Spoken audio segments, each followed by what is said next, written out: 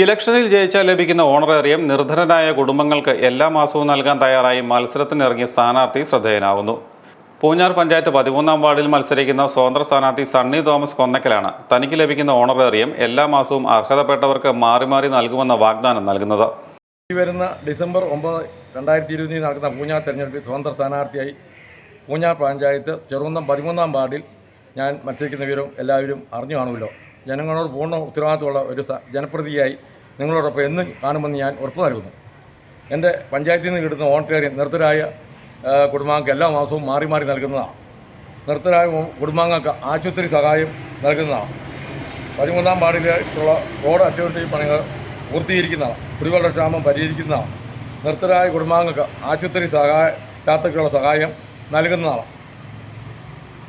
Ward panchayat തലത്തിൽ അഴിമതിരഹിത ഭരണം ഉറപ്പാക്കുന്നതാണ്. കൂടാതെ നിർധനരായ കുടുംബങ്ങളിലെ കുട്ടികൾക്ക് വിദ്യാഭ്യാസ സഹായം, നിർധനരായ കുടുംബങ്ങളിലെ രോഗികൾക്ക് ആശുപത്രി യാത്രയ്ക്കുള്ള സഹായം, വഴിവിളക്കുകൾ സ്ഥാപിക്കുക, റോഡ് പുനരുദ്ധാരണം, കുടിവെള്ളക്ഷാമത്തിന് പരിഹാരം, അഴിമതിരഹിത ഭരണം എന്നിവയും സണ്ണി തോമസിന്റെ പ്രകടന പത്രികയിലുണ്ട്. സ്വതന്ത്രനായി ആപ്പിൾ ചിഹ്നത്തിലാണ് സണ്ണി തോമസ് മത്സരിക്കുന്നത്.